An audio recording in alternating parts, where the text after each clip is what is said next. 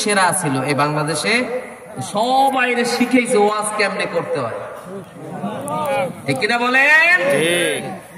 আর আমনে এই ভোলায় যে তাফসির হয় শিখেছে আব্দুল্লাহ আব্বাসী, ঠিক কিনা? 7 দিন ব্যাপী 8 দিন ব্যাপী তাফসির মাহফিল, এক সূরার উপরে 8 দিন কথাবার্তা হলো। এই যে তাফসির যে শিখেছে এটা তিনি শিখেছে। আল্লাহু আকবার বলেন। আল্লাহু আকবার। এই জন্য এই সাইদি সাহেবকে এই যে মোস্তফা জামান পোলাপান গেছিল ছাত্র শিবিরের, পোলাপান যাই আরে খুঁজে পায় না, হেতেরে পাইলে মাইরা শাহবাগে টানাই দিলি ভালো হইতো, ঠিক কিনা বলেন? মাসখানে টানাইয়া রাখলে বিচার হয়ে যেত। ভালো মানুষ, কি সুন্দর এক হাসি দিছে, এই হাসি দেখলে কলজা ঠান্ডা হয়ে যায়। আল্লামা সাইদি সাহেব হাসি দিছে না, কি বলেন? ভিতরে নিছে এক ইনজেকশন দিছে, কাম সারা, ঠিক কিনা বলেন? জগৎবাসী জানে তাকে কিভাবে মারা হয়েছে। নাউজুবিল্লাহ বলেন। একজন প্রধানমন্ত্রী হয়ে এত মানুষ মারে, একজন দুজন মারে ভিন্ন কথা, সব মারা লাগতে 30 লক্ষ শুধু আলেমই আছে, ছোটখাটো আলেম সব সাইকুলা দিস, 30 লক্ষ শুধু সাইকুলা দিস আছে এই দেশে। এখানে সব দিদি মাইরা লেখেন, হ্যাঁ? মামুন হক বলতেই হবে, কথা বলা দরকার আছে না নাই? অবশ্যই বলতে হবে। মামুনুল হক চিন্তা করতে হবে কার ছেলে। হাতের বউ নিয়ে গেছে সোনারগাঁ রিসোর্টে, আপনার সমস্যা কি? ঠিক কিনা বলেন? হাতে যারে মনছে তারে নিয়ে যাক, আপনি যাবেন না কিসের? আপনি কি কোন আত্মীয় হয়? হাতে যেমনি যারে মনছে তারে নিয়ে যাক। সে নিজে কোরআনের কসম দিয়ে বলতেছে যে বউ আমার। আরে বেটা, কোরআনের কসম দিলে তো বউ এমনি হয়ে যায় না, ঠিক কিনা বলেন? মেয়ে যদি বলে আমি রাজি, আর ছেলে যদি বলে আমি রাজি, কাজী ছাড়াই বিয়ে হয়ে যায়। বিয়ে হয় ইজাব কবুলের মাধ্যমে, ঠিক কিনা? ঠিক কিনা বলেন? হ্যাঁ, আলেম ওলামা নিয়া, বড় বড় আলেমদেরকে নিয়ে তারপরে সে বিয়ে করছে। কম হইল 200 আলেমে জানে যে তার যে বিয়েটা হয়েছে। ওই মেয়ের আগে যে স্বামী ছিল মাওলানা শহীদুল ইসলাম, সে কোরআনের কসম দিয়ে বলতেছে যে হ্যাঁ, হুজুরের সাথে আমার ওয়াইফের সাথে বিয়ে হয়েছে। আর আমাদের এই জানোয়ার মহিলা হাসিনা, সে মানতে চায় না। নাউজুবিল্লাহ বলেন। তার নিয়ে কি অপমান অপদস্থ করা হয়েছে। হায় হায়, গেল তার ছোট্ট হুজুর রফিকুল ইসলাম বাদানি, পিচ্ছি হুজুর, আপনারা চেনেন কিনা? এই হুজুরকে ল্যাংটা করা হয়েছে, সব খুলে লেছে, খুইলা তারপরে ছবি তো লইছে। নাউজুবিল্লাহ বলেন না কেমন? মুখ এখনো খুলবেন না, নাউজুবিল্লাহ জোরে বলেন। নাউজুবিল্লাহ। হুজুরে পুরো ল্যাংটা করছে, সব এক কিছু নাই শরীরে, উপরেও নাই নিচে নাই কিছু নেই, ল্যাংটা করে একটা টুপি দিচ্ছে। ল্যাংটা করে কি দিচ্ছে মাথায়? টুপি। টুপি দিয়া বিদেশি কিছু মেয়ে আছে অর্ধউলঙ্গ, এদের সাথে হুজুরের সাথে ছবি তুলছে, সেলফি। হুজুরে তো চোখের পানি ছেড়ে দিয়েছে, আপনারা এটা কি করতেছেন? আমি কি এমন অপরাধ করলাম যে আমার ল্যাংটা করে ফেলাইতেন? আপনি জানেন না? বড় স্যারে কইছে হারুন আঙ্কেল আছে না, এই হাউন আঙ্কেল হাতে বলছে আপনার এই কাজ করা যায় না। হাউন আঙ্কেলের যে 3 ইঞ্চি সারা বিশ্ববাসী জানে, বুঝলেন? হারুন আঙ্কেলের জিনিস হলো 3 ইঞ্চি, এটা সারা দুনিয়ার মানুষ জানে যে হ্যাঁ জিনিস এত। আল্লাহ বেজার হয়ে গেছে যে তুই একজন আলেমকে উলঙ্গ করেছ, বিশ্ববাসীর সামনে তোমার উলঙ্গ করা হবে। দেখছেন? আপনারা তো মনে করছেন যে আলেমের মর্যাদা নাই, আছে না নাই?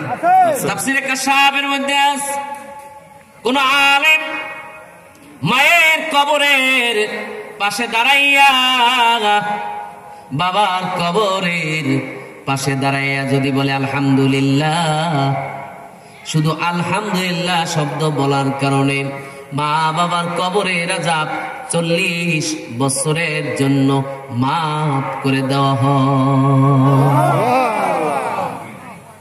মাওলানা হাসান যদি মায়ের কবরের পাশে দাঁড়ায়, বাবার কবরের পাশে দাঁড়ায়, ওর ছেলে যদি মায়ের কবরের পাশে দাঁড়ায়, বাবার কবরের পাশে দাঁড়ায়, তারপরে এই মাদ্রাসার যদি কোনো একটা বাচ্চা, একেবারে শিশু বাচ্চাও যদি কারি সাহেব হয়, কয়েকটা সূরা যদি মুখস্থ করে, এই সন্তানটা যদি মায়ের কবরের পাশে দাঁড়ায়, বাবার কবরের পাশে দাঁড়ায় যদি বলে রব্বির হামহুমা কামা রাব্বায়ানি সগীরা,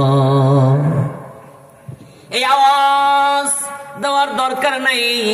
সন্তান যদি বলে আলহামদুলিল্লাহ, এই ছোট্ট একটা শব্দ উচ্চারণ করার কারণে মা বাবার 40 বছরের কবরের আযাব মাফ হয়ে যায়। হিনাল আলিমু মাররা ফি জানিবিল কবরি ফাজালাল আযাবু মিন কবরিহি 40 ইয়াওমা। এবার মদিনাওয়ালা বলেন, কোন আলেম মায়ের কবরের পাশে দাঁড়াইয়া, বাবার কবরের পাশে দাঁড়াইয়া, কোন সাধারণ কোন মানুষের কবরের পাশেও যদি একজন আলেম দাঁড়ায়, কবরের পাশে দাঁড়াইছে, ওই আলেমের মর্যাদার কারণে 40 দিন পর্যন্ত কবরের আযাব বন্ধ থাকে। আলেমের মর্যাদা আছে না নাই?